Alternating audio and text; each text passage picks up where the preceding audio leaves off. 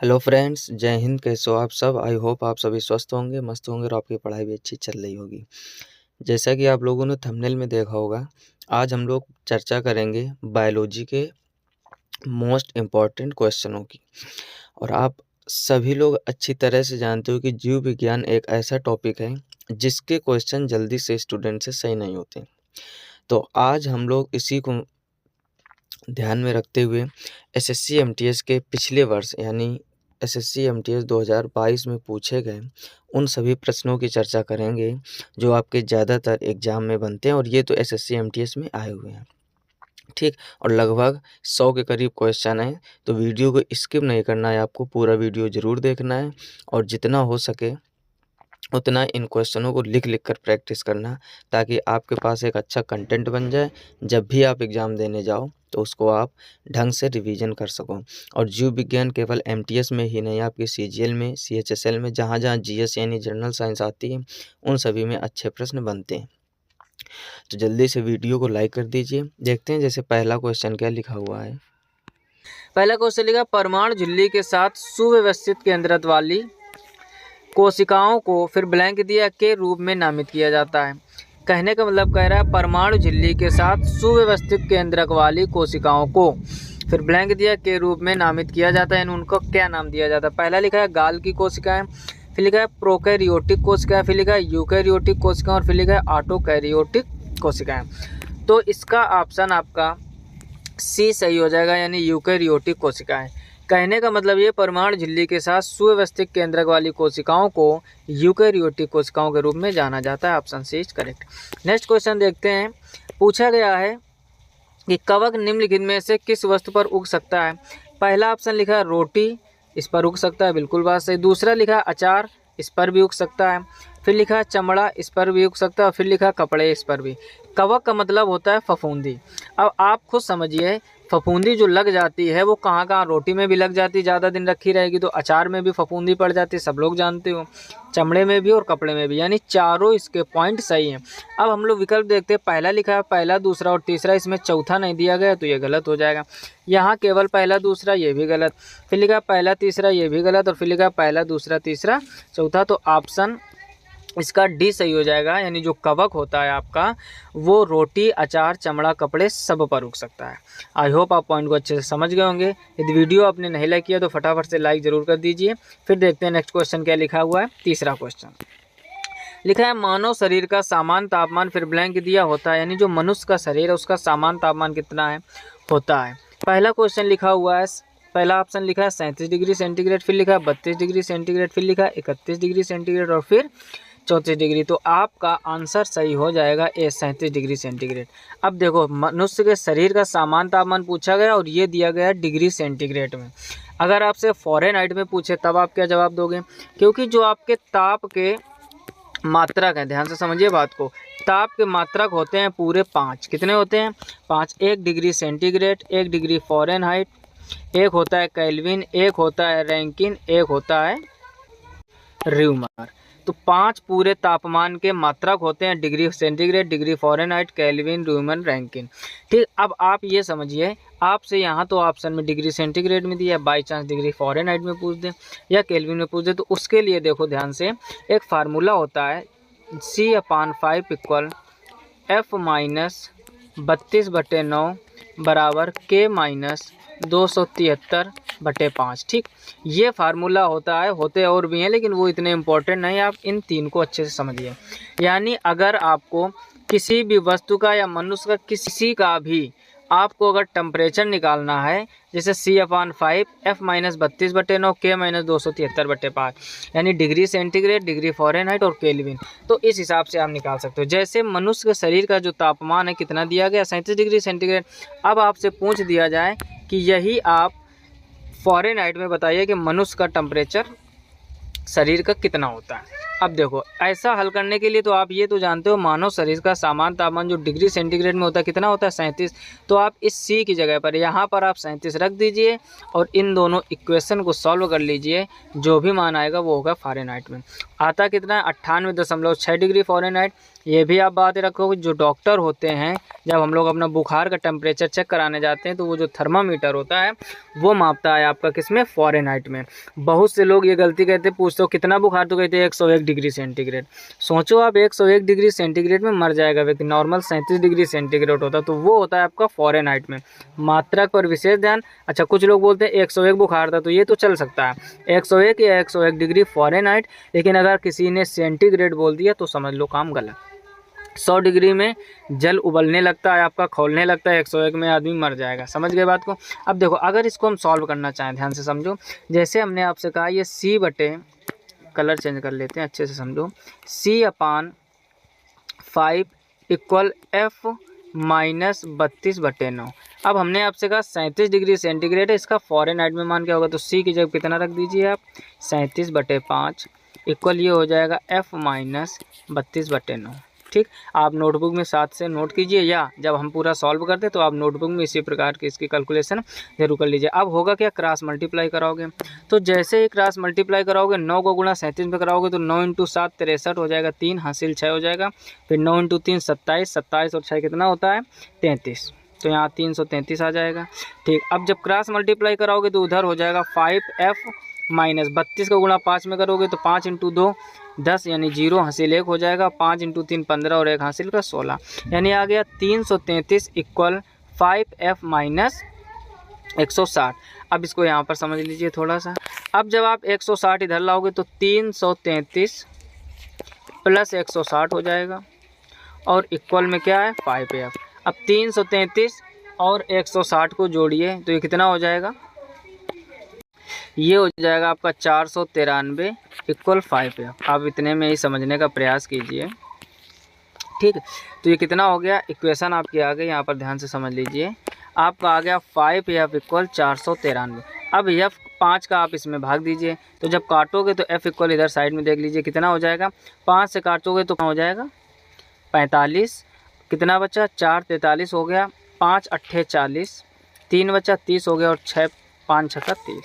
समझ गए ना बात को। कहने का मतलब जब आपने 5 से 493 को काटा तो 98.6, अब ये आ गया डिग्री फ़ारेनहाइट में। तो मनुष्य के शरीर का जो साधारण ताप होता है वो होता है 98.6 डिग्री फ़ारेनहाइट, और जब भी बुखार होता है हम लोगों को तो इसी में टेम्परेचर आगे बढ़ता है यानी फ़ारेनहाइट में। तो ये है इसकी कैलकुलेशन। अब किसी का भी आपसे पूछे, लेकिन यहाँ पर पूछा गया था कि सामान्य ताप डिग्री सेंटीग्रेड में कितना होता है तो आपका हो जाएगा 37। आई होप आप बात को अच्छे से समझ गए होंगे। वैसे ही अगर केल्विन में निकालना हो तो उसी फार्मूले का यूज करके आप आसानी से निकाल सकते हो। नेक्स्ट क्वेश्चन देखिए 4 नंबर लिखा हुआ है, निम्नलिखित में से कौन सा विटामिन हमारी त्वचा और आँखों को स्वस्थ रखने में सहायता करता है। कह रहा है कौन सा वो विटामिन है जो हमारी त्वचा और आँखों को स्वस्थ रखने में सहायता करता है। पहला ऑप्शन लिखा है विटामिन सी, फिर लिखा है विटामिन बी, फिर लिखा है विटामिन ए, विटामिन डी। तो इसका ऑप्शन सी सही हो जाएगा यानी विटामिन ए। जो विटामिन ए होता है वो त्वचा और आँखों को स्वस्थ रखने में सहायता प्रदान करता है। क्वेश्चन देखिए 5 नंबर लिखा है, जीव विज्ञान में फिर आईवीएफ शब्द का पूर्ण रूप क्या होगा। तो देखो समझ लो आप, बायोलॉजी में आईवीएफ का मतलब होता है इन वाइट्रो फर्टिलाइजेशन, एफ का मतलब होता है फर्टिलाइजेशन। अब आप ऑप्शन में सबसे पहले फर्टिलाइजेशन ढूंढिए, किसमें लिखा है, इसमें नहीं है, इसमें बी में है, तो बी इसका सही हो जाएगा। समझ गए बात को। देखो एक पॉइंट भी अगर आपको सही से याद है किसी भी क्वेश्चन का, जैसे जीव विज्ञान में कह रहा है आईवीएफ का शब्द पूर्ण रूप क्या है, तो आईवीएफ में जो एफ होता है वो होता है फर्टिलाइजेशन। ठीक, अब देखो यहाँ पर फर्टिलाइजेशन नहीं है ना तो सी में ना तो डी में, बाकी आपको नहीं भी पता है तब भी काम चल जाएगा। वैसे आप पूरा याद कर लीजिए कि जीव विज्ञान में आईवीएफ का होता है इन वाइट्रो फर्टिलाइजेशन। क्लियर बात, तो ऑप्शन 20 का सही हो जाएगा। नेक्स्ट क्वेश्चन देखिए 6 नंबर लिखा हुआ है, पत्तियों में एक हरा वर्णक होता है जिसे ब्लैंक कहते हैं, यह सूर्य के प्रकाश की ऊर्जा का संग्रहण करने में पत्तियों की सहायता करता है। फिर से पढ़ लीजिए, अच्छा क्वेश्चन और 10th स्टैंडर्ड का है एक तरह से। लिखा पत्तियों में एक हरा वर्णक होता है जिसे कहते हैं, तो सब लोग जानते हो पत्तियों में जो हरा वर्णक होता है उसको हम लोग कहते हैं क्लोरोफिल। क्या कहते हैं, क्लोरोफिल। देखिए ऑप्शन कहाँ पे दिया गया है, पहला ऑप्शन लिखा है कोशिका द्रव नहीं होगा, फिर लिखा है जैंथोफिल नहीं होगा, फिर लिखा है क्लोरोफिल। बिल्कुल सही, तो ऑप्शन सी इसका सही हो जाएगा। फिर लिखा है क्लेडोफिल, तो ये भी गलत हो जाएगा। ठीक, कुछ क्वेश्चन आपके 10th लेवल के हैं, बहुत आसानी से आप कर पाओगे। पत्तियों में हरा वर्णक होता है जिसे क्लोरोफिल कहते हैं। यह सूर्य के प्रकाश की ऊर्जा का संग्रहण करने में पत्तियों की सहायता करता है। नेक्स्ट क्वेश्चन देखिए 7 नंबर, लिखा है निम्नलिखित में से कौन सा विटामिन सी का सबसे बड़ा स्रोत है। तो देखो विटामिन सी जो है आपकी, ये हमेशा खट्टी चीज़ों से ज़्यादा मिलता है। अब देखो नींबू, खीरा, आलू और गाय का दूध, इनमें आपको खट्टी चीज़ कौन सी दिख रही है, तो नींबू सही हो जाएगा। ठीक, जरूरी नहीं ऑप्शन में नींबू दे, कोई भी नींबू की जगह पर खट्टी चीज़ दे सकता है। तो आपको फोकस क्या करना है, जो विटामिन सी होता है वो खट्टी चीज़ों में ज़्यादा होता है। नेक्स्ट क्वेश्चन देखिए 8 नंबर,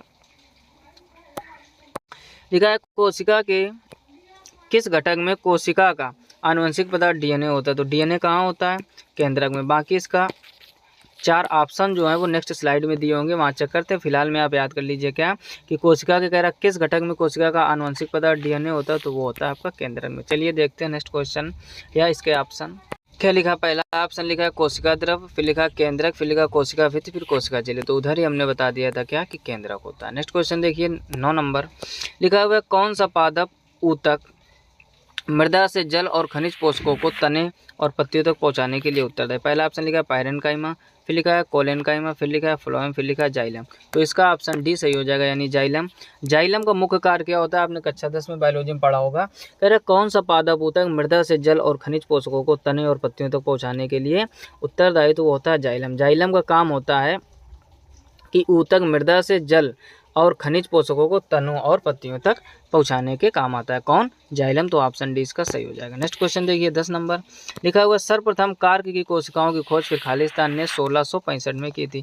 तो कार्क के कोशिकाओं की खोज की थी आपने, किसने, रॉबर्ट हुक ने। देखते हैं इसके ऑप्शन, पहला लिखा एडवर्ड जेनर, गलत हो जाएगा। फिर लिखा रॉबर्ट हुक, बिल्कुल बात सही, तो ऑप्शन बी इसका सही हो जाएगा।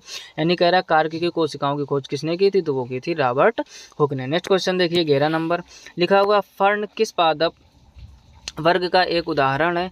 तो क्वेश्चन क्या पूछा गया, फर्न किस पादप वर्ग का एक उदाहरण है। पहले लिखा है ब्रायोफाइट, फिर लिखा है फाइनरोगैम, फिर लिखा है टेरिडोफाइट और फिर लिखा है थैलोफाइट।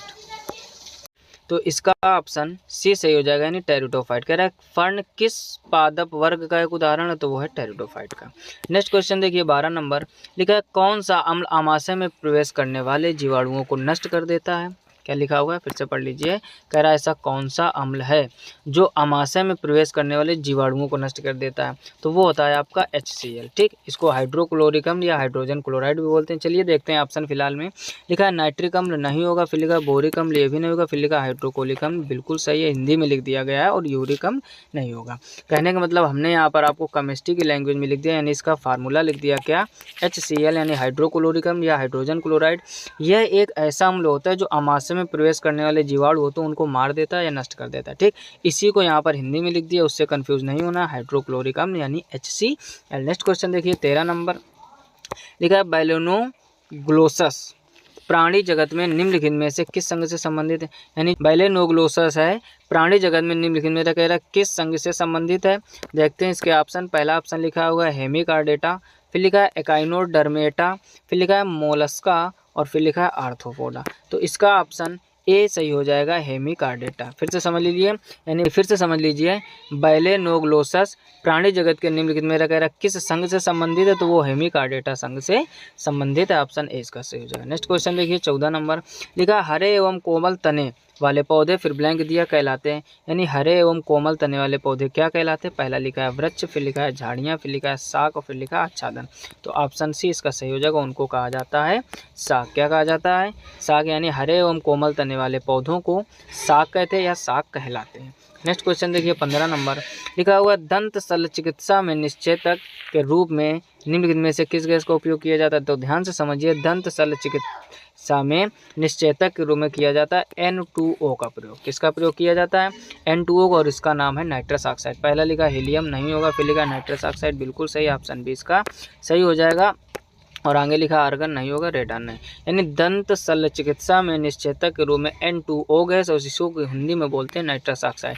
यानी MTS में आपके क्या किया गया है, गैसों का नाम, ठीक, या किसी अम्ल का नाम, जैसे ऊपर एक क्वेश्चन मिला था तो उसमें क्या किया गया, हिंदी में इनके नाम लिखे गए, बाकी आप फार्मूले भी ध्यान दीजिए, उनको भी अच्छे से पढ़िए। नेक्स्ट क्वेश्चन देखिए 16 नंबर, लिखा जीवन की वह अवधि जब शरीर में प्रजनन परिपक्वता के लिए परिवर्तन होते हैं कहलाते हैं। ठीक, पहला लिखा किशोरावस्था, बिल्कुल सही, यही हो जाएगा। फिर क्लोनिंग, नवोदित और परिपक्वता, तो ऑप्शन ए इसका सही हो जाएगा, यानी किशोरावस्था। कहने का मतलब कह रहा है जीवन की वह अवधि, यानी कौन सी वो अवस्था होती है जब शरीर में प्रजनन परिपक्वता के लिए परिवर्तन होते हैं, तो वो होती है किशोरावस्था, यानी जो हम लोगों की एज होती है, यानी 16-17 के बाद और 25 के पहले तक। ठीक, इस अवस्था को शरीर में प्रजनन परिपक्वता के लिए परिवर्तन होते माना गया, तो इसका ऑप्शन सही हो जाएगा क्या, किशोरावस्था। नेक्स्ट क्वेश्चन देखिए 17 नंबर, लिखा हुआ है वे जीव जो पादपों द्वारा संश्लेषित भोजन ग्रहण करते हैं फिर खालिस्तान कहलाते हैं। पहला लिखा विषमपोषी, फिर लिखा स्वपोषी, फिर लिखा मृतजीवी, फिर लिखा प्रकाशपोषी। ध्यान से समझिए, देखो विषमपोषी पोष है। अब देखो क्लास 10th में आपने ढंग से पढ़ा होगा या नहीं पढ़ा है तो फिर से समझ लीजिए, हम समझाने का प्रयास कर रहे हैं। देखो पोषण आपके दो प्रकार के होते हैं, स्वपोषी पोषण, विषमपोषी पोषण। यहाँ पर समझिए ध्यान से, जो आपका पोषण है वो कितने प्रकार का होता है, दो प्रकार का। एक होता है स्वपोषी पोषण और एक होता है विषमपोषी पोषण। क्लियर। स्वपोषी पोषण वे पोषण होते हैं जो स्वयं भोजन बनाते हैं, जैसे पेड़ पौधे, और विषमपोषी पोषण वो पोषण होते हैं जो स्वयं भोजन नहीं बनाते हैं, दूसरों पर निर्भर रहते हैं। अब अगर थोड़ा और डिटेल में जानना चाहें तो विषमपोषी पोषण फिर आपके 3 से 4 प्रकार के होते हैं। जैसे आपका यही आ जाएगा मृतजीवी, ठीक है ना, मृतजीवी पोषण होते हैं। ऐसे ही करके इनकी 4 वैरायटी, देखो इनको भी समझ लो ध्यान से। जो मृतजीवी पोषण होते हैं ये दूसरे शरीर में अंदर रहकर या शरीर के ऊपर रहकर बिना मारे उससे भोजन ग्रहण करते हैं। बात को समझो, जैसे हमारे बालों में जो जूं हो जाते हैं, क्या हो जाते हैं, जूं। अब देखा होगा जूं जिसके बालों में होते हैं तो उसके अंदर रहकर या शरीर पर रहकर बिना उसको मारे उससे भोजन प्राप्त करते हैं, यानी खून चूसते रहते हैं। जैसे आपने सुना होगा पानी में पाई जाती है जोंक, वो भी पैर में चिपक कर खून चूसती है, यानी जीव को बिना मारे उससे भोजन प्राप्त करती है। आई होप आप बात समझ गए होंगे। तो इसी प्रकार के विषम जीवी का मतलब होता है या विषम पोषी पोषण का मतलब ही होता है कि दूसरों पर निर्भर रहना। मनुष्य भी साग सब्जियों पर दूसरों पर निर्भर रहता है। कुछ जंगली जानवर ऐसे होते हैं जैसे शेर चीता दूसरे जीवों पर निर्भर रहते हैं, ठीक, ये उनको मार के खाते हैं। तो इस टाइप से कई वैरायटी, फिर जानते हो बायोलॉजी का कोई अंत नहीं है, डिटेल बढ़ती ही चली जाती। तो आप बेसिक समझ लीजिए, पोषण 2 प्रकार के, स्वपोषी पोषण, विषमपोषी। स्वपोषी वो होते हैं जो स्वयं भोजन बनाते हैं, जैसे पेड़ पौधे। विषमपोषी जो दूसरों पर निर्भर रहते हैं। जो दूसरों पर निर्भर रहते हैं कई वैरायटी हैं, एक मार कर खाने वाले, एक दूसरे के शरीर में रहकर रहने, एक बना कर खाने वाले, जैसे हम लोग मनुष्य। मृतजीवी समझा दिया, विषमपोषी, स्वपोषी। प्रकाशपोषी जो प्रकाश से भोजन प्राप्त करते हैं, जो प्रकाश की ऊर्जा से चलते हैं। आई होप आप पॉइंट अच्छे से समझ गए होंगे। कमेंट बॉक्स में कमेंट करके ज़रूर बताइएगा कि बायोलॉजी की क्लास आपको कैसी लगी।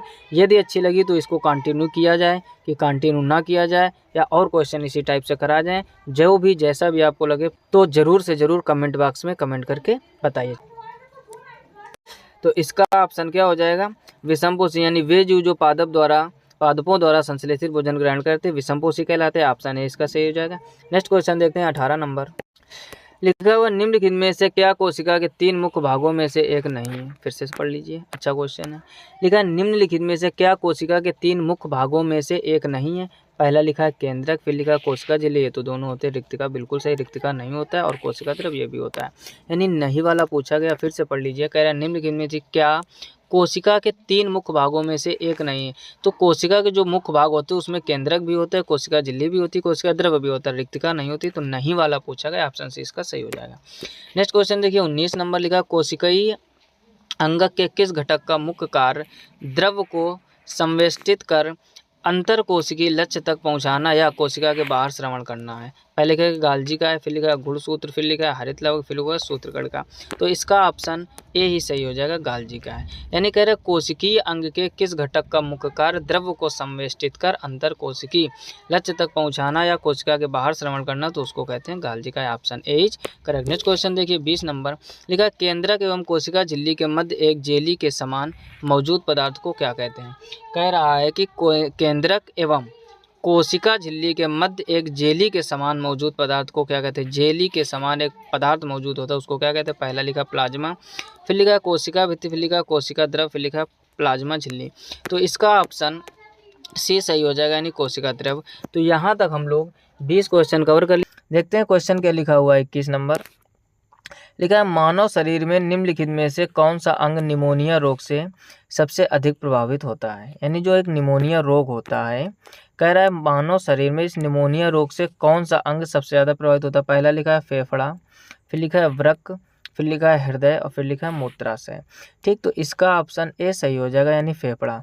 यानी जब कभी किसी मनुष्य को निमोनिया रोग हो जाता है तो इससे उसका सबसे ज़्यादा प्रभावित होने वाला अंग है फेफड़ा। तो ऑप्शन ए इसका सही हो जाएगा। नेक्स्ट क्वेश्चन देखिए 22 नंबर लिखा है, निम्नलिखित में से कौन सा थैलोफाइटा का एक उदाहरण नहीं है। पहला ऑप्शन लिखा है मर्चेंटिया, फिर लिखा है स्पाइरो गाइरा, फिर लिखा है कारा और फिर लिखा है क्लेडोफोरा।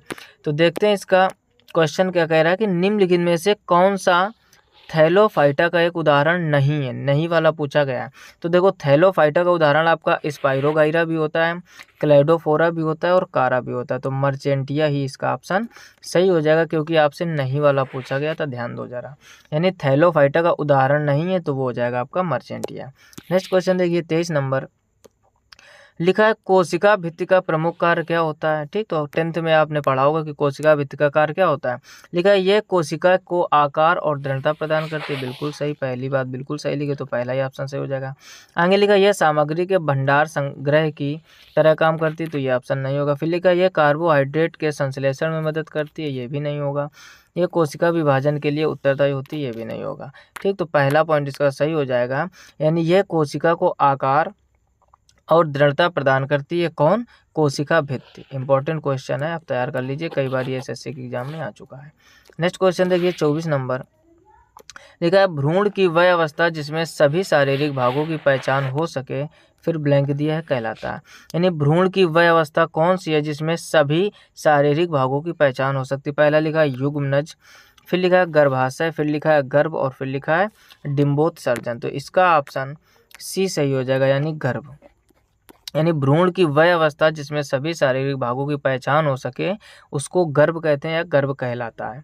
नेक्स्ट क्वेश्चन देखिए 25 नंबर लिखा हुआ है, पहले ही ब्लैंक दिया, फिर लिखा है ने जैव विकास की अवधारणा को अपनी पुस्तक द ओरिजिन ऑफ स्पीसीज में दिया। फिर से पढ़ लीजिए, पहले ही ब्लैंक दिया है, फिर कह रहा है ने जैव विकास की अवधारणा को अपनी पुस्तक द ओरिजिन ऑफ स्पीसीज में दिया। यानी जैव विकास की अवधारणा को द ओरिजिन ऑफ स्पीसीज में दिया वो कौन व्यक्ति थे। देखते हैं इसका ऑप्शन। पहला लिखा हुआ एडवर्ड जेनर, फिर लिखा है अरस्तु और फिर लिखा है चार्ल्स डार्विन और फिर लिखा है रॉबर्ट ब्राउन। तो इसका ऑप्शन सी हो जाएगा, यानी चार्ल्स डार्विन। यानी चार्ल्स डार्विन की ही ये पुस्तक है द ओरिजिन ऑफ स्पीसीज। इन्होंने इस पुस्तक में जैव विकास की अवधारणा को प्रस्तुत किया। तो इसका ऑप्शन सी सही हो जाएगा। नेक्स्ट क्वेश्चन देखिए 26 नंबर लिखा, टमाटर में मुख्यतः कौन सा अम्ल पाया जाता है। पहला ऑप्शन लिखा है कार्बनिक अम्ल, फिर लिखा है ऑक्सैलिक अम्ल, फिर लिखा है टार्टरिक अम्ल, फिर लिखा है एसिटिक अम्ल। तो इसका ऑप्शन बी सही हो जाएगा, यानी ऑक्सैलिक अम्ल। कह रहा है टमाटर में मुख्यतः कौन सा अम्ल पाया जाता है, तो टमाटर में आपका ऑक्सैलिक अम्ल पाया जाता है। नेक्स्ट क्वेश्चन देखिए 27 नंबर क्वेश्चन लिखा हुआ है, निम्नलिखित में से कौन सा विटामिन आयरन के अवशोषण को प्रभावित करता है। फिर से पढ़ लीजिए, अच्छा क्वेश्चन है। क्या लिखा हुआ है, कह रहा है निम्नलिखित में से कौन सा विटामिन आयरन के अवशोषण को प्रभावित करता है। पहला लिखा है विटामिन डी, फिर लिखा है विटामिन के, फिर लिखा है विटामिन बी, फिर लिखा है विटामिन सी। तो इसका ऑप्शन विटामिन सी यानी ऑप्शन डी इसका सही हो जाएगा। कह रहा है निम्नलिखित में से कौन सा विटामिन आयरन के अवशोषण को प्रभावित करता है, तो आयरन के अवशोषण को विटामिन सी प्रभावित करता है। नेक्स्ट क्वेश्चन देखिए 28 नंबर लिखा है, इस टिएप्सिन एंजाइम जो वसा को वसा अम्ल और ग्लिसरॉल में बदल देता है, फिर ब्लैंक लिखा से स्रावित होता है। यानी छोटी आंत से, बड़ी आंत से, अग्नाशय से, आमाशय से। तो इसका ऑप्शन सी सही हो जाएगा, यानी अग्नाशय से। कहने का मतलब कह रहा है इस टिएप्सिन एंजाइम जो वसा को वसा अम्ल और ग्लिसरॉल में बदल देता है वो अग्नाशय से स्रावित होता है। तो ऑप्शन सी इसका सही हो जाएगा। नेक्स्ट क्वेश्चन देखिए 29 नंबर, पहले ब्लैंक लिखा है, फिर लिखा है प्रजातियां पौधों और जानवरों की वे प्रजातियां हैं जो विशेष रूप से किसी विशेष क्षेत्र में पाई जाती हैं। फिर से पढ़ लीजिए, क्या लिखा हुआ है, लिखा है ब्लैंक, फिर प्रजातियां पौधों और जानवरों की वे प्रजातियां हैं जो विशेष रूप से किसी विशेष क्षेत्र में पाई जाती हैं। पहला लिखा है धमकी दी गई, फिर लिखा है गंभीर रूप से लुप्तप्राय, फिर लिखा है लुप्तप्राय, फिर लिखा है स्थानिक। यानी वो कौन सी प्रजातियां, तो उसका ऑप्शन हो जाएगा डी यानी स्थानिक। यानी स्थानिक प्रजातियां पौधों और जानवरों की वे प्रजातियां हैं जो विशेष रूप से किसी विशेष क्षेत्र में पाई जाती है, तो ऑप्शन डी इसका सही हो जाएगा। नेक्स्ट क्वेश्चन देखिए 30 नंबर, लिखा हुआ दंत क्षय को कम करने के लिए टूथपेस्ट में क्या मिलाया जाता है। दंत क्षय का मतलब होता है जो दांत गिर जाते हैं। यदि दांत किसी व्यक्ति के गिर रहे हैं या उस दंत क्षय को कम करना है तो टूथपेस्ट यानी जो मंजन होता है उसमें क्या मिलाया जाता है। पहला लिखा है लौह, फिर लिखा है कोबाल्ट, फिर लिखा है फ्लोराइड और फिर लिखा है मॉलिब्डेनम। तो उसमें क्या मिलाया जाता है, ऑप्शन सी इसका सही हो जाएगा यानी फ्लोराइड। यानी दंत क्षय को कम करने के लिए टूथपेस्ट में फ्लोराइड को मिलाया जाता है। नेक्स्ट क्वेश्चन देखिए 31 नंबर, लिखा हुआ है बेरी बेरी निम्नलिखित में से किसकी कमी से होता है। तो बेरी बेरी रोग कमी होता है विटामिन बी से। ठीक, किस विटामिन की कमी से कौन सा रोग होता है ये जरूर आपको तैयार करना है। तो विटामिन B1 की कमी हो जाएगी यदि किसी व्यक्ति के अंदर, तो उससे क्या होता है बेरी बेरी। विटामिन डी की कमी से क्या होता है सूखा रोग होता है, ठीक है ना। विटामिन सी की कमी से स्कर्वी रोग होता है। कौन सा होता है स्कर्वी। तो ये सब आप तैयार कर लीजिए। विटामिन B1 से बेरी बेरी, विटामिन डी से सूखा रोग, विटामिन सी से स्कर्वी और आयोडीन की कमी से कौन सा रोग होता है, ये आप कमेंट बॉक्स में कमेंट करके बताओगे।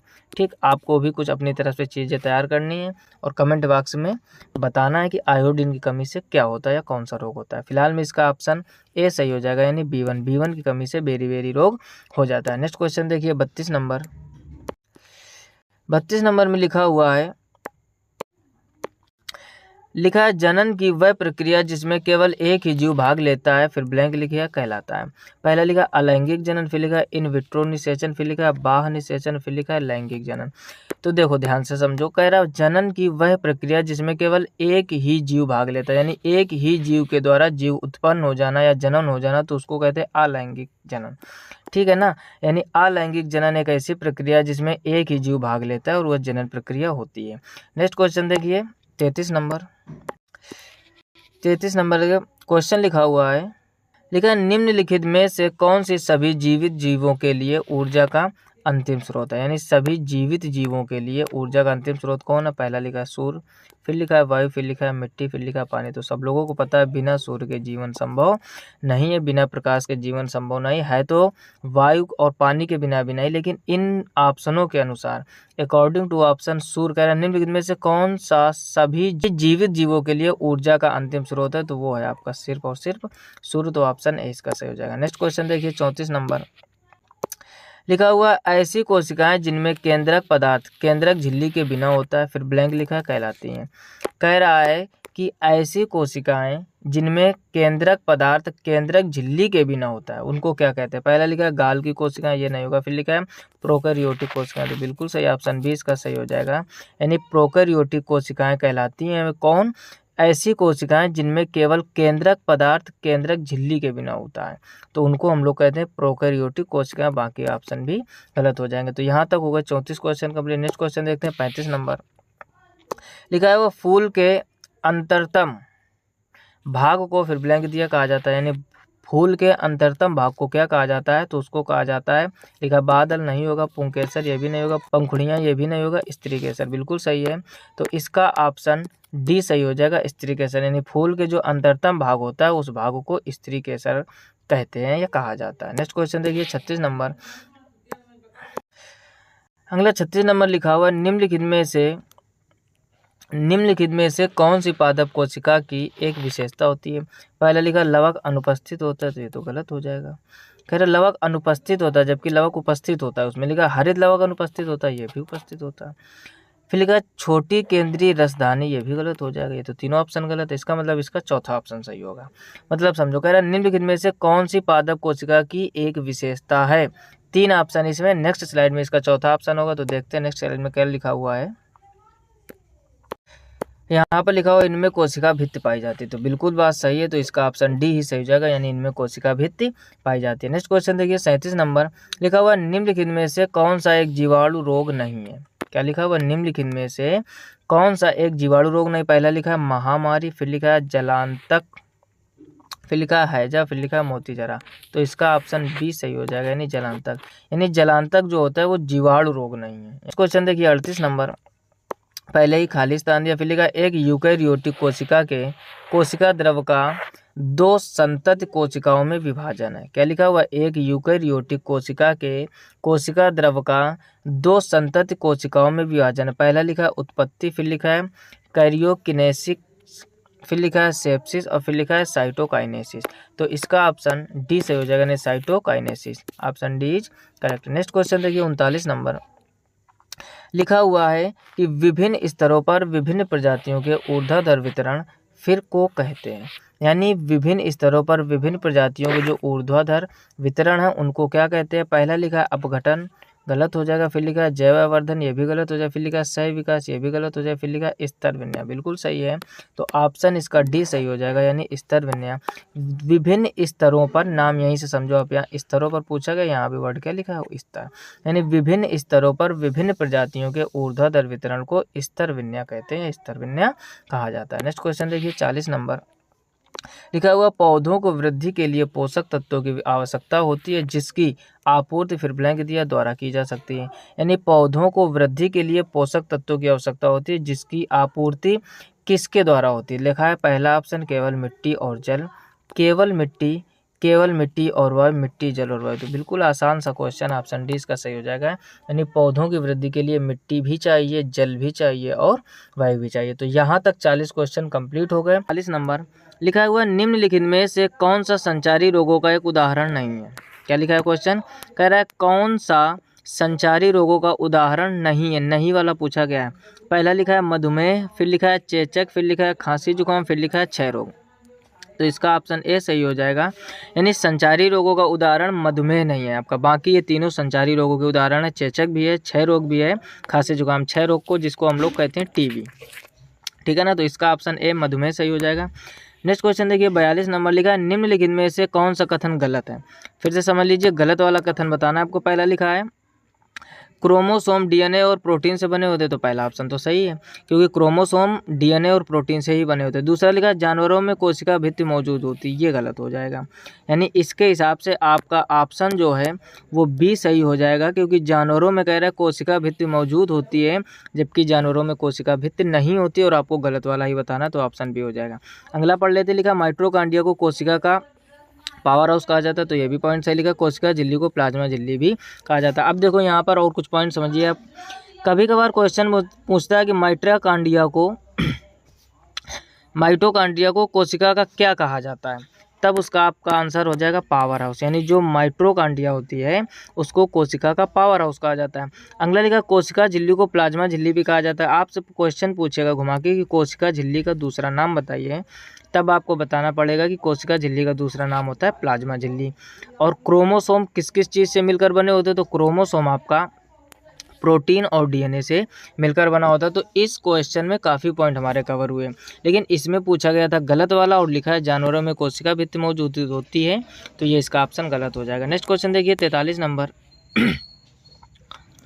लिखा है निम्नलिखित में से कौन से पुष्पी और बीज धारण करने वाले पौधे अर्थात फैनरोगैम हैं? कह रहा है निम्नलिखित में से कौन से पुष्पी और बीज धारण करने वाले पौधे अर्थात फैनरोगैम हैं? देखते हैं ऑप्शन। इसका पहला लिखा हुआ है ब्रायोफाइटा, फिर लिखा है टेरिडोफाइटा, फिर लिखा है जिम्नोस्पर्म, फिर लिखा है थैलोफाइटा। तो इसका ऑप्शन सी सही हो जाएगा, यानी जिम्नोस्पर्म।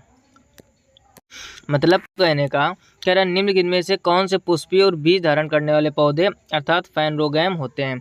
यानी कौन से पुष्पी और बीज धारण करने वाले पौधे होते हैं, वो होते हैं आपके जिम्नोस्पर्म। तो ऑप्शन सी इसका सही हो जाएगा। नेक्स्ट क्वेश्चन देखिए 44 नंबर। लिखा निम्नलिखित में से कौन सा विटामिन देखने की क्षमता में एक अहम भूमिका निभाता है। यानी नीचे जो आपको 4 विटामिन दिए गए हैं ऑप्शन के रूप में, कह रहा है उसमें से कौन सा विटामिन है जो देखने में या देखने की क्षमता में अहम भूमिका निभाता है। पहला लिखा है विटामिन डी, फिर लिखा है विटामिन ए, फिर लिखा है विटामिन सी, फिर लिखा है B1।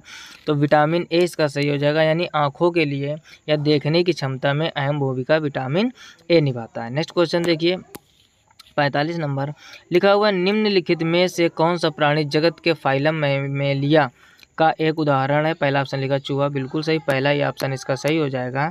यानी आपसे पूछा गया है निम्नलिखित में से कौन सा प्राणी जगत में फाइलम मैमेलिया का एक उदाहरण है, तो उसका आंसर हो जाएगा आपका चूहा। नेक्स्ट 2 ऑप्शन आपके नेक्स्ट स्लाइड में दिए जाएंगे। यहाँ पर लिखा कबूतर, ये नहीं होगा। तो देखते हैं अगला ऑप्शन। अगला ऑप्शन लिखा मगरमच्छ नहीं होगा, मुर्गी अभिनव, यानी उसका ऑप्शन ए सही होगा, यानी चूहा। नेक्स्ट क्वेश्चन देखिए, लिखा हुआ है 46 नंबर, लिखा पत्तियों से पानी वाष्प के रूप में फिर ब्लैंक दिया नामक प्रक्रिया द्वारा निकलता है। यानी पत्तियों से पानी वाष्प के रूप में जो निकलता है ये कौन सी प्रक्रिया होती है? तो पहला ऑप्शन देखो दिया गया है लताएं, फिर लिखा है शिरा विन्यास, फिर लिखा है परिवहन और फिर लिखा है वाष्पोत्सर्जन। तो ऑप्शन इसका डी सही हो जाएगा, यानी वाष्पोत्सर्जन। यानी पौधों से पत्तियों से पानी निकलना ये वाष्पोत्सर्जन के कारण होता है। नाम से समझो वाष्प का उत्सर्जन, इसका जब आप संधि विच्छेद करोगे तो ये निकल के आता है क्या? वाष्प का उत्सर्जन। ठीक है ना। वाष्प यानी पानी, पत्तियों से पानी वाष्प के रूप में जो बाहर निकलती है वो उसको क्या कहते हैं? उसको कहते हैं वाष्पोत्सर्जन। आप नाम से ही समझ सकते हैं।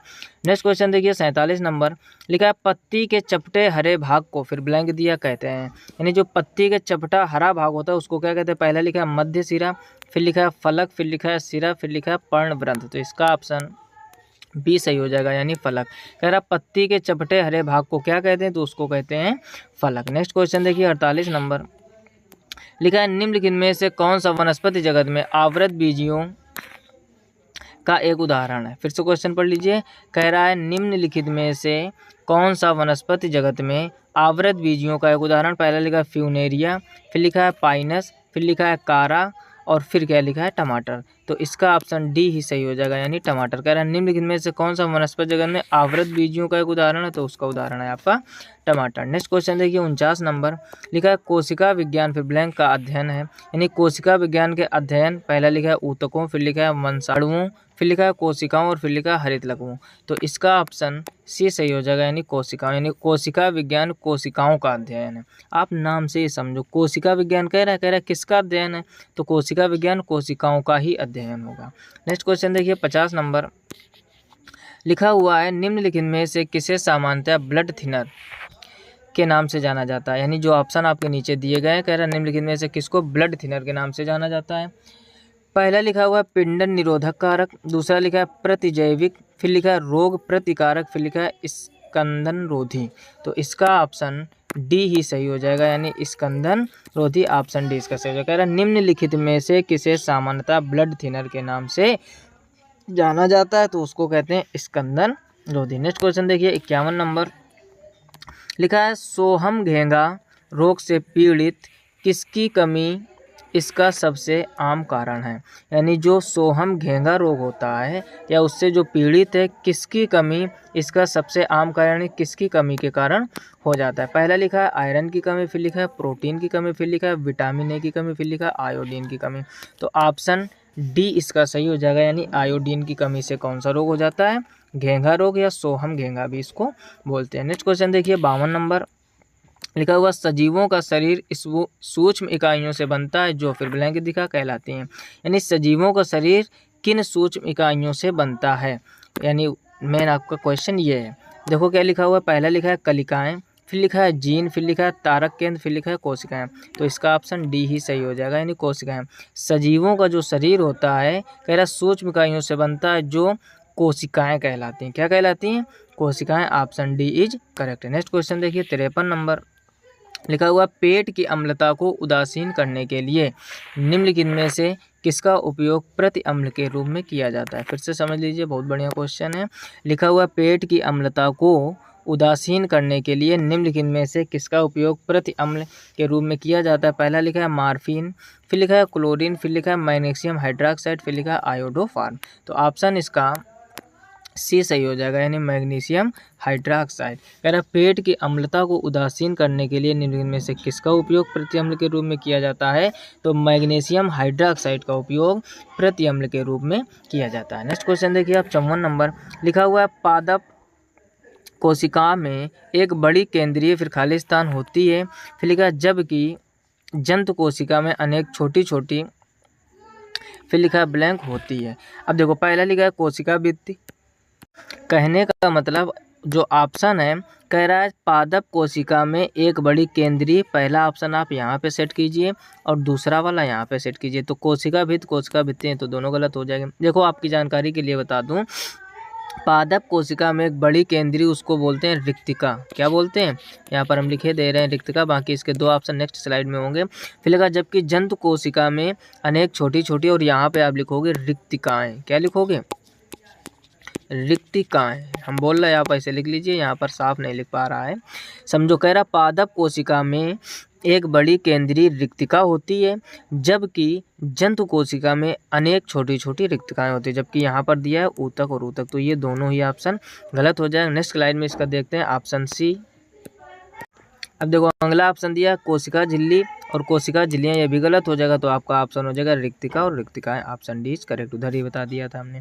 ठीक, रिक्तिका पहली खाली जगह में भरा जाएगा और दूसरे में रिक्तिकाएं। नेक्स्ट क्वेश्चन देखिए आप 55 नंबर। लिखा है निम्न में से कौन सा विटामिन जल में विलय है? विटामिन डी लिखा है, विटामिन सी लिखा है, विटामिन ए और विटामिन ई।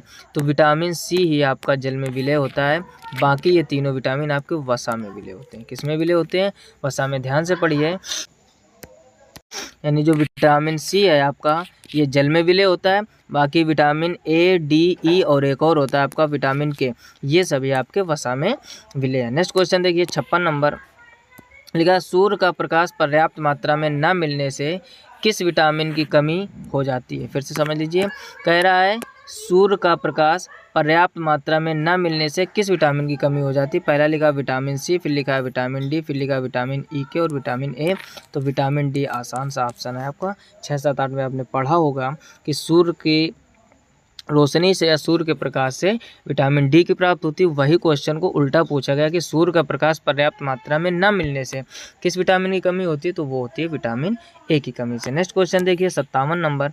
लिखा हुआ है निम्न लिखित में से कौन सा वनस्पति जगत लिवरवर्ट और मांस में विभाजित है? यानी कह रहा है कि निम्नलिखित में से कौन सा वनस्पति जगत लिवरवर्ट और मांस में विभाजित? पहला लिखा है स्पर्मटोफाइटा, फिर लिखा है स्पिनोप्सिडा, फिर लिखा है टेरिडोफाइटा और फिर लिखा है ब्रायोफाइटा। तो इसका ऑप्शन डी ही सही हो जाएगा, यानी ब्रायोफाइटा। फिर से पढ़ लीजिए, क्वेश्चन लिखा हुआ है निम्नलिखित में से कौन सा वनस्पति जगत लिवरवर्ट और मांस में विभाजित है? तो वो है आपका bryophyta. Option D is correct. Next question देखिए 58 नंबर। लिखा हुआ निम्नलिखित में से कौन सा या निम्नलिखित में से कौन कोशिकाओं की खोज करने वाला पहला जीव विज्ञानी था? यानी वो कौन सा जीव विज्ञानी था जिन्होंने कोशिकाओं की खोज की? पहला लिखा रॉबर्ट हुक, बिल्कुल सही, पहला ही ऑप्शन सही हो जाएगा, यानी रॉबर्ट हुक ने ही कोशिकाओं की खोज की थी। फिर लिखा ग्रेगर मेंडल, फिर लिखा चार्ल्स डार्विन, फिर लिखा रासलिंग फ्रैंकलिन। तो ये तीनों ऑप्शन गलत हो जाएंगे, यानी कोशिका की खोज किसने की थी? तो वो की थी रॉबर्ट हुक ने। Option A is correct. Next question देखिए 59 नंबर। पहले ब्लैंक दिया, फिर लिखा के सदस्य सामान्यतः लाल शैवाल के होते हैं? यानी निम्नलिखित में जो आपको ऑप्शन दिया गया है, कह रहा किसके सदस्य सामान्यतः लाल शैवाल के होते हैं? पहले लिखा क्लोरोफाइसी, फिर लिखा है रोडोफाइसी, फिर लिखा है फियोफाइसी और फिर लिखा है पोएसी। तो इसका ऑप्शन बी सही हो जाएगा, यानी रोडोफाइसी। यानी रोडोफाइसी के सदस्य सामान्यतः लाल शैवाल कहलाते हैं। नेक्स्ट क्वेश्चन देखिए 60 नंबर। लिखा है लड़कों में बढ़ता हुआ स्वर यंत्र गले के सामने की ओर सुस्पष्ट उभरे भाग के रूप में दिखाई देता है, जिसे ब्लैंक कहते हैं। समझ लो बात को। कह रहा है लड़कों में बढ़ता हुआ स्वर यंत्र गले के सामने की ओर सुस्पष्ट उभरे भाग के रूप में दिखाई देता है, जिसे खाली स्तन कहते हैं। पहला लिखा है कर्ण, फिर लिखा है एड्रिनेलिन, फिर लिखा है ग्रसिका, फिर लिखा है कंठमणि। तो इसका ऑप्शन डी सही हो जाएगा, यानी उसको हम लोग कहते हैं कंठमणि।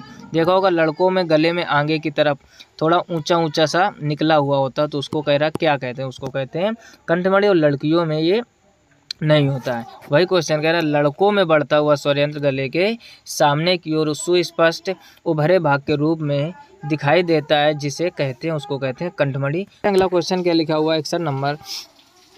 लिखा है क्वेश्चन शैवाल के किस वर्ग को प्रायः भूरा शैवाल कहा जाता है?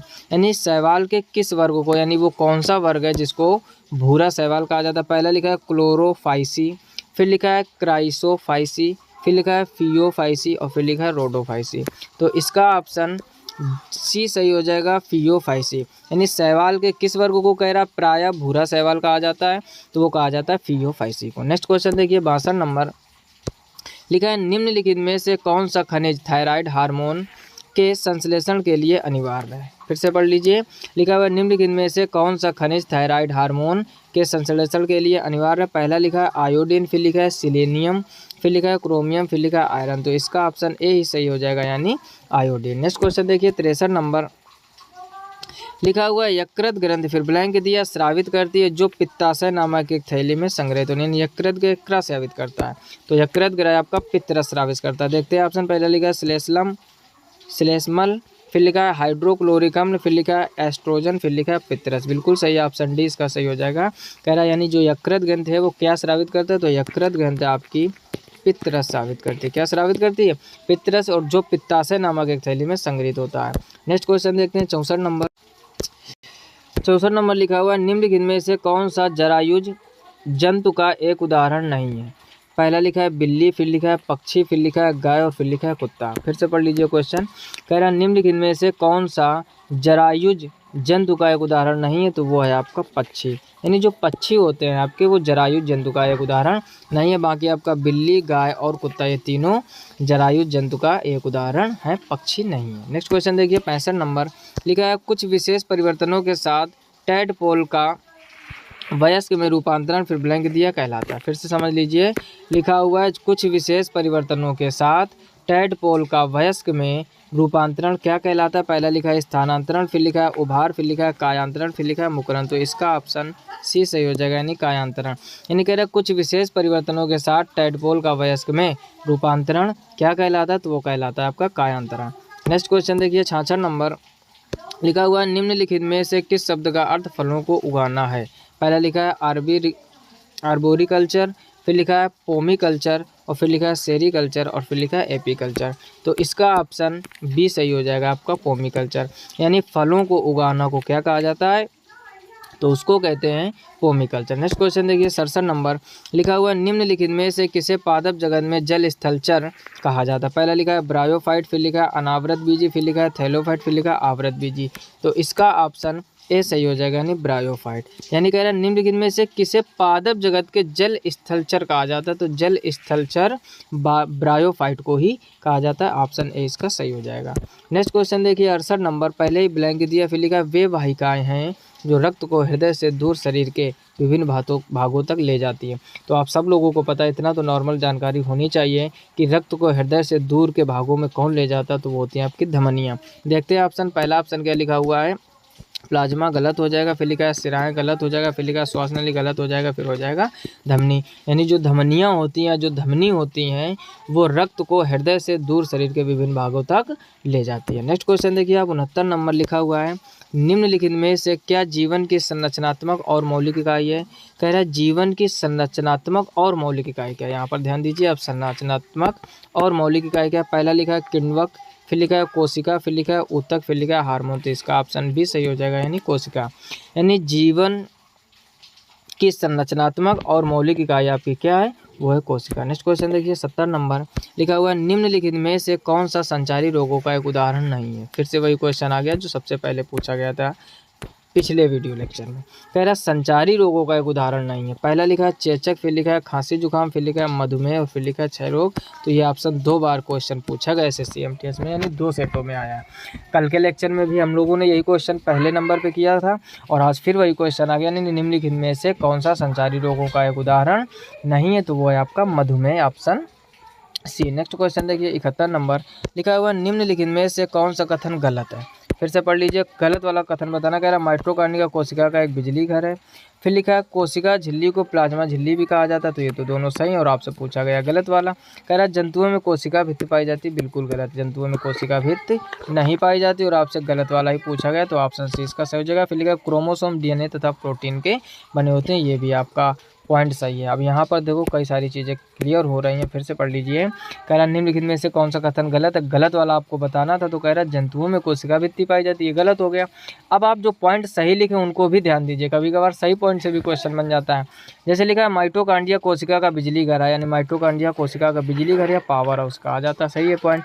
लिखा कोशिका झिल्ली को प्लाज्मा झिल्ली भी कहा जाता है, यानी कोशिका झिल्ली का दूसरा नाम क्या है, तो वो है प्लाज्मा झिल्ली। और फिर लिखा है क्रोमोसोम DNA तथा प्रोटीन के बने होते हैं, बिल्कुल बात सही है। ये भी क्वेश्चन बहुत फेवरेट है SSC का, पूछा जाता है कि क्रोमोसोम काहे काहे से मिलकर या किस किस चीज़ से मिलकर बने होते हैं। तो क्रोमोसोम आपका डीएनए तथा प्रोटीन से बने होते हैं। आई होप आप पॉइंट अच्छे से समझ गए होंगे। यदि वीडियो अभी भी नहीं लाइक किया तो आप जल्दी से लाइक कर दीजिए। नेक्स्ट क्वेश्चन देखिए 72 नंबर, लिखा पौधों को वृद्धि के लिए पोषक तत्वों की आवश्यकता होती है जिसकी आपूर्ति फिर ब्लैंक दिया द्वारा की जा सकती है। यानी पौधों को वृद्धि के लिए क्या क्या आवश्यक है, वही चीज़ पूछा है। केवल मिट्टी और वायु, फिर लिखा है मिट्टी जल और वायु, फिर लिखा है केवल मिट्टी, और फिर लिखा है केवल मिट्टी और जल। तो मिट्टी जल वायु तीनों चीज़ें ही आवश्यक है, तो ऑप्शन 20 का सही हो जाएगा। यानी पौधों की वृद्धि के लिए मिट्टी भी आवश्यक है, जल भी आवश्यक है और वायु भी। नेक्स्ट क्वेश्चन देखिए 72 नंबर।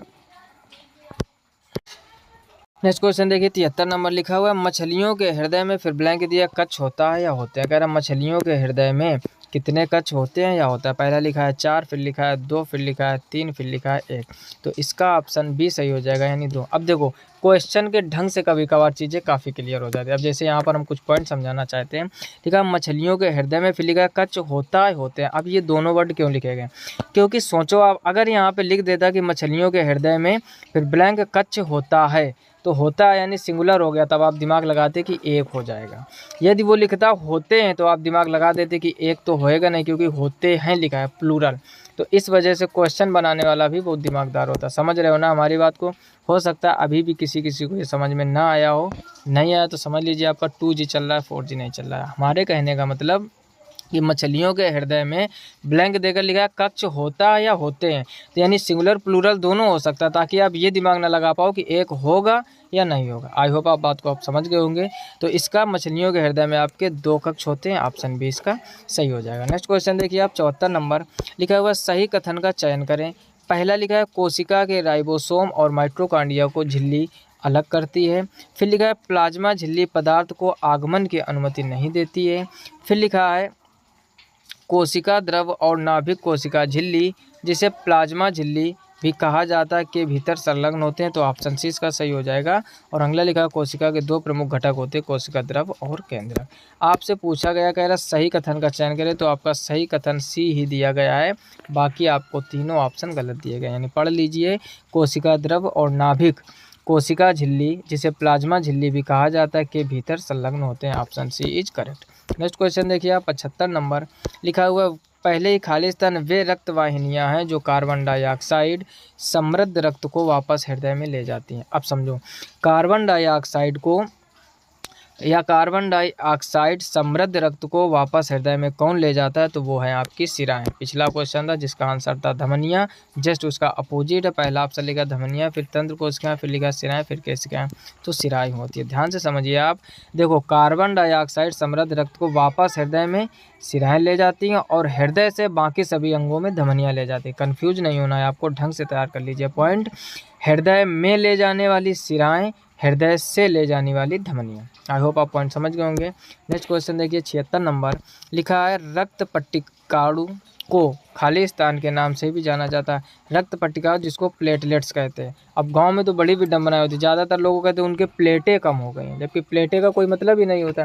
कहते फलाने की इतनी प्लेटें कम हो गई हैं, प्लेटें कम हो गई, बुखार आ रहा था, ठीक है ना, जिसके उपचार के लिए कहा जाता है पपीता का रस पीजिए आप, बकरी का दूध, और बाकी डॉक्टर तो इलाज करते हैं। समझ गए ना। तो ये गांव में कुछ नियम अपनाए जाते हैं, तो उनका नाम होता है प्लेटलेट्स। प्लेटों का कोई मतलब नहीं होता, बहुत से लोग लेकिन गांव में प्लेटें बोलते हैं। उसी को हम लोग जीव विज्ञान की भाषा में कहते हैं रक्त पट्टिकाणु या प्लेटलेट्स। फिर कह रहा को फिर ब्लैंक दिया के नाम से भी जाना जाता है। उनको और किस नाम से जाना जाता है। पहला क्वेश्चन लिखा ल्यूकोसाइट, फिर लिखा है एरिथ्रोसाइट्स, फिर लिखा है थ्रोम्बोसाइट, और फिर लिखा थ्रोम्ब्रिन।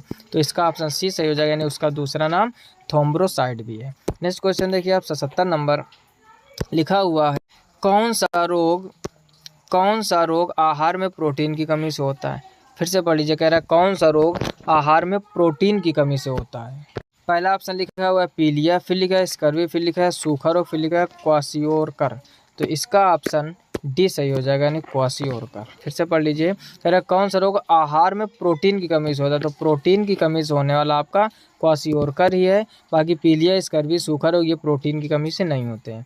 नेक्स्ट क्वेश्चन देखिए 78 नंबर, लिखा हुआ है पादप कोशिका में फिर ब्लैंक दिया मुख्य रूप से ऐसी कोशिकांग होते हैं जिनमें स्टार्च, तेल और प्रोटीन कणिकाओं जैसे पदार्थ जमा होते हैं। बहुत ही अच्छा क्वेश्चन है, बहुत बार एसएससी में बन चुका है। कह रहा है पादप कोशिका में फिर ब्लैंक दिया है मुख्य रूप से ऐसे कोशिकांग होते हैं जिनमें स्टार्च, तेल और प्रोटीन कणिकाओं जैसे पदार्थ होते हैं।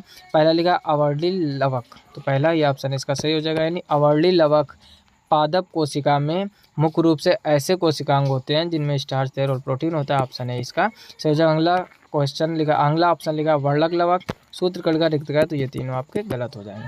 नेक्स्ट क्वेश्चन देखिए 79 नंबर लिखा हुआ है खाली स्थान फूल का मादा जननांग है। तो फूल का मादा जननांग क्या होता है? पहला लिखा है तंतु, फिर लिखा है परागकोश, फिर लिखा है अंकुरण, फिर लिखा है स्त्री केसर। तो आप नाम से समझ लें, यहाँ भी स्त्री लिखा हुआ, यहाँ पर लिखा हुआ मादा। ठीक, आप इतने ही पॉइंट से आप समझ सकते हो कि फूल का मादा जनन अंग क्या है, तो वो होता है स्त्री केसर। आई होप आप ये 79 क्वेश्चन अच्छे से समझ गए होंगे। नेक्स्ट क्वेश्चन देखिए 80 नंबर लिखा हुआ फालिक अम्ल का दूसरा नाम निम्नलिखित में से कौन सा है? यानी फालिक अम्ल का दूसरा नाम पूछा गया है। पहला लिखा है तेरोई लग्लूटेमिस अम्ल। क्या लिखा है? तेरोई लग्लूटेलिस अम्ल। तो ये पहला ऑप्शन इसका सही हो जाएगा, यानी फालिक अम्ल का दूसरा नाम तेरोई लग्लूटेमिक अम्ल ही होता है। फिर लिखा है एस्कॉर्बिक अम्ल, ये होता है विटामिन सी का नाम। फिर लिखा है ग्लाइको अम्ल, फिर लिखा है लैक्टिक अम्ल। ठीक, तो ये तीनों ऑप्शन नहीं होंगे। 81 नंबर में देखो लिखा हुआ है रोग उत्पन्न करने वाले सूक्ष्म जीवों को फिर ब्लैंक दिया है कहा जाता है। ठीक, यानी जो रोग उत्पन्न करते हैं उनको क्या कहा जाता है? अब देखते हैं इसके ऑप्शन। पहला ऑप्शन दिया गया रोग जनक। अब देखो रोग उत्पन्न करने वाले कह रहा सूक्ष्म जीवों को क्या कहा जाता है, तो ऑप्शन में पहला क्या दिया है? रोग जनक। तो सबसे पहले जो आपके ऑप्शन दिए गए इनके बारे में जानकारी होनी चाहिए, तभी आप समझ पाओगे कि रोग उत्पन्न करने वाले सूक्ष्म जीवों को क्या कहा जाता है। तो जैसे लिखा है रोग जनक, तो रोग जनक का मतलब होता है ये एक ऐसे एजेंट होते हैं, थोड़ा ध्यान से समझना आप, ये एक ऐसे एजेंट होते हैं जो किसी मेजबान में रहते हैं और उस मेजबान में संक्रमण या बीमारियां पैदा करने के लिए जिम्मेदार होते हैं। समझ गए ना बात को? मेजबान का मतलब आप मनुष्य मान सकते हो, समझ गए बात को? यानी ये एक ऐसे एजेंट होते हैं जो किसी मेजबान जैसे मनुष्य में संक्रमण या बीमारियां पैदा करने के लिए जिम्मेदार होते हैं, उनको कहते हैं रोगजनक। और वही आपसे क्वेश्चन किया गया कि रोग उत्पन्न करने वाले सूक्ष्म जीवों को क्या कहा जाता है, तो उनको कहा जाता है रोगजनक, यानी पहला ही ऑप्शन सही हो जाएगा। अब देखो दूसरा ऑप्शन क्या लिखा हुआ? रोग प्रतिकारक। तो इसका भी जानकारी होनी चाहिए कि रोग प्रतिकारक क्या होता है। तो रोग प्रतिकारक का मतलब होता है ये संक्रमण में जो है ना शरीर की रक्षा करते हैं, यानी रोग को फैलने नहीं देते हैं। लेकिन फिलहाल में इस क्वेश्चन का आंसर आपका ए सही हो जाएगा, यानी रोगजनक। नेक्स्ट ऑप्शन देखते हैं। अगला ऑप्शन लिखा अपघटक। तो अपघटक का मतलब क्या होता है? अपघटक ऐसे जीव होते हैं जो मृत या सड़ते हुए जीवों को विघटित करते हैं। समझ गए ना बात को? अपघटक का मतलब हो जाता है मरे हुए या सड़े हुए जीवों का विघटन करते हैं। और अगला लिखा है विषाक्त पदार्थ। बहुत ही आसान है। तो विषाक्त पदार्थ क्या होता है? ऐसे पदार्थ या ऐसे पदार्थ होते हैं जो मनुष्य और पर्यावरण में हानिकारक प्रभाव उत्पन्न करते हैं, मनुष्य में भी और पर्यावरण में भी। तो ये थे इसके 4 ऑप्शन, लेकिन इसका ऑप्शन ए सही हो जाएगा जिसका नाम था रोगजनक। नेक्स्ट देखते हैं क्वेश्चन 82 नंबर में लिखा हुआ निम्नलिखित में से कौन सा पादप जगत द्विबीजपत्री और एक बीजपत्री में विभक्त होता है? तो द्विबीजपत्री और एक बीजपत्री में कौन विभक्त होता है? पहला लिखा है जिम्नोस्पर्म यानी अनावृत बीज, ये नहीं होगा। फिर लिखा है ब्रायोफाइट, ये भी नहीं होगा। लिखा है एंजियोस्पर्म, बिल्कुल सही। यानी जो आवृत बीजी होते हैं वही द्विबीजपत्री या एक बीजपत्री में विभक्त हो सकते हैं। इसका ऑप्शन सी हो जाएगा। अगला लिखा है टेरिडोफाइट, ये भी नहीं होगा। तो इसका ऑप्शन सी सही हो जाएगा, यानी एंजियोस्पर्म, जिसको आवृत बीजी भी कहते हैं। नेक्स्ट क्वेश्चन देखिए 83 नंबर लिखा हुआ निम्नलिखित में से कौन सा विटामिन हमारी हड्डियों और दांतों के लिए कैल्शियम का उपयोग करने में हमारी शरीर की सहायता करता है? बहुत ही अच्छा क्वेश्चन। देखो विटामिन से रिलेटेड एक क्वेश्चन जरूर बनता है आपके कोई भी एसएससी का एग्जाम हो, 1 या 2 क्वेश्चन। अब लिखा है निम्नलिखित में से कौन सा विटामिन हमारी हड्डियों और दांतों के लिए कैल्शियम का उपयोग करने में हमारे शरीर की सहायता प्रदान करता है? पहला लिखा है विटामिन ए, फिर लिखा है विटामिन ई, और फिर लिखा है विटामिन सी, और फिर लिखा है विटामिन डी। तो कैल्शियम उत्पन्न करने के लिए विटामिन डी ही पर्याप्त होता है। अब देखो बाकी विटामिन के भी बारे में जानकारी होनी चाहिए, क्योंकि ज़रूरी नहीं जो क्वेश्चन लिखा है यही आ जाएगा। तो विटामिन से रिलेटेड एक क्वेश्चन आता है। अब देखो जैसा क्वेश्चन आपका क्या दिया गया है इसमें कि निम्नलिखित में से कौन सा विटामिन हमारी हड्डियों और दांतों के लिए कैल्शियम का उपयोग करने में हमारे शरीर की सहायता प्रदान करता है, तो वो विटामिन डी। अब देखो जैसे पहला लिखा है विटामिन ए, तो विटामिन ए क्या होता है? देखो विटामिन ए का नाम होता है रेटिनल। एक तो आपको ये पॉइंट पता होना चाहिए क्या, कि विटामिन ए का नाम क्या होता है, रेटिनल। कई बार एग्जाम में एसएससी के बन चुका है ये। तो विटामिन ए को रेटिनल के नाम से भी जाना जाता है। और इसके जो स्रोत हैं, ये गाजर खाने से, मक्खन या दूध खाने से, और मछली के यकृत का तेल, यानी जो लोग मछलियां खाते हैं, जो मछली के यकृत का तेल होता है, ये सब हो जाएंगे विटामिन ए के स्रोत। यदि आप नोटबुक लिए हो और पेन लिए हो तो नोटबुक में नोट करते जाइए। हमने 1000 बार बोला आपसे कि जब भी पढ़ने बैठो नोटबुक ज़रूर लो। केवल कान में एयरबड्स, एयरफोन लगाने से या केवल वीडियो देखने से चीज़ें थोड़ी देर टिकती हैं, लेकिन दोबारा रिवीजन करने के लिए, अच्छी तैयारी करने के लिए आपको नोटबुक बनानी पड़ेगी और हर एक पॉइंट लिखना पड़ेगा। अगर नहीं लिया है तो अभी आप नोटबुक ले लीजिए, पेन ले लीजिए, वीडियो को पॉज करके, और ये जितने भी पॉइंट हम बोल रहे हैं ज़रूर लिखिए, ज़रूर आपके एग्जाम में काम आएंगे। सबसे पहले विटामिन ए का नाम क्या होता है, तो उसका नाम क्या होता है, रेटिनल। और इसके स्रोत क्या है, मछली के यकृत का तेल, गाजर, मक्खन या दूध आदि। अगर ये मान लो इसकी कमी हो जाए शरीर में, विटामिन ए की कमी से रोग कौन से हो जाते हैं, तो एक रोग का नाम है आपका क्या, जीराफ थैलेमिया। इधर हम लिखे दे रहे हैं क्या, जीराफ थैलेमिया। ठीक, ये रोग हो जाता है अगर विटामिन ए की कमी हो जाए। इसका मतलब आँख के कॉर्निया का कठोरीकरण होता है। आँख में कॉर्निया जानते हो, सबसे पहले नेत्र के किस भाग पर प्रकाश पड़ता है, उसका आंसर होता है कॉर्निया। तो आँख की जो कॉर्निया होती है उसका कठोरीकरण हो जाता है, या इसकी कमी से रात्रि अंधता भी हो जाती है, यानी रात्रि में कम दिखाई देने लगता है। तो ये थे विटामिन ए के कुछ महत्वपूर्ण बिंदु, आप स्टार बना के नोटबुक में नोट कर लीजिए। उसकी कमी से जीराफ थैलेमिया होता है, इसका मतलब होता है आँख की जो कॉर्निया होता है वो कठोर हो जाती है, उसका कठोरीकरण हो जाता है, रात्रि अंधता भी हो जाती है। और इसके स्रोत क्या है, मछली के यकृत का तेल, गाजर, मक्खन, दूध आदि। आई होप आप पॉइंट अच्छे से समझ गए होंगे। अब देखो दूसरा इसी में क्या लिखा है, विटामिन ई, इसको भी समझो। तो विटामिन ई का जो नाम होता है इसको कहते हैं टोकोफेराल। क्या कहते हैं, इधर हम लिखे दे रहे हैं टोकोफेराल। ठीक, विटामिन ए का नाम क्या होता है, टोकोफेराल। अच्छा, इसके स्रोत क्या हैं, स्रोत का मतलब क्या क्या खाने से हमें विटामिन ई मिल सकती है, तो वो होता है आपका सब्जियों का तेल, ठीक, गेहूं के अंकुर का तेल या सूरजमुखी का तेल, ये सब विटामिन ई के स्रोत है। अगर ये इसकी कमी हो जाए विटामिन ई की, तब क्या हो जाता है, तो खून की कमी हो जाती है। ठीक, क्या हो जाता है, खून की कमी, या इसको रक्त अल्पता बोलते हैं।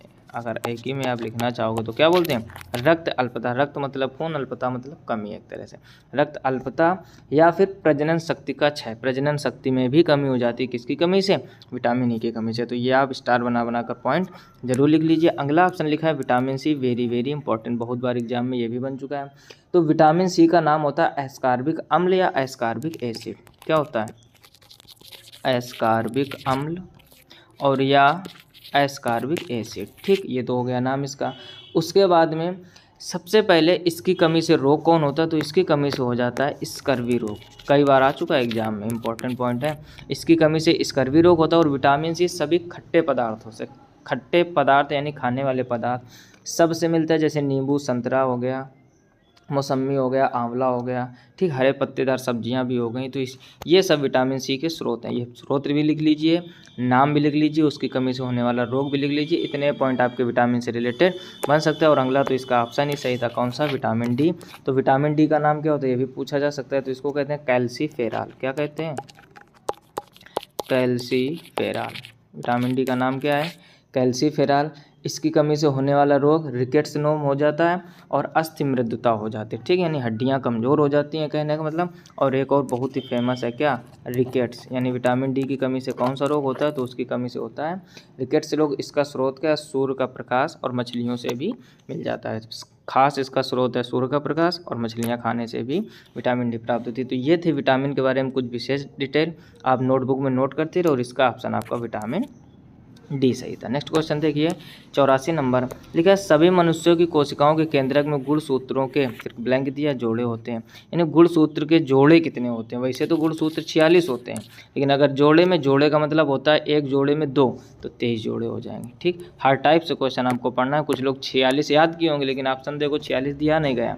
उसने पूछा कितने जोड़े होते हैं, तो जोड़े से पूछा गया तो 23 जोड़े। ठीक, वैसे काउंटिंग में पूछे तो 46 हो जाएगा। नेक्स्ट क्वेश्चन देखिए 85 नंबर लिखा हुआ, निम्नलिखित में से कौन सा एक जटिल स्थायी पादप ऊतक है। पहला लिखा पार्श्व विभाज्य ऊतक, फिर लिखा है कालेनकाइमा, फिर लिखा है जाइलम, फिर लिखा है शीर्षस्थ विभाज्य ऊतक। तो इसका ऑप्शन सी सही हो जाएगा, यानी जाइलम।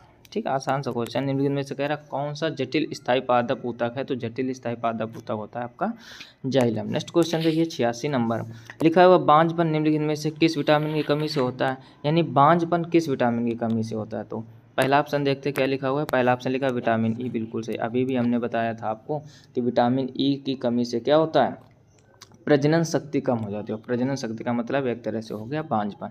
अभी अभी आपको हमने कई सारे पॉइंट बताए, आप बताइए विटामिन डी की कमी से कौन सा रोग होता है, जल्दी से बोलिए। अभी भी बताया था रिकेट्स और अस्थि मृदुता। विटामिन B1 की कमी से क्या होता है, ठीक। अब B1 के बारे में समझ लीजिए थोड़ा, क्योंकि उधर ऑप्शन में B1 नहीं दिया गया था। देखो विटामिन B1 जो होता है इसका नाम होता है थायमिन। क्या होता है, थायमिन। सबसे पहले तो नाम आना चाहिए विटामिन B1। तो विटामिन B1 का नाम होता है थायमिन, और इसकी कमी से बेरी रोग होता है। कौन सा होता है, बेरी। ठीक, नोटबुक में नोट कर लीजिए आप।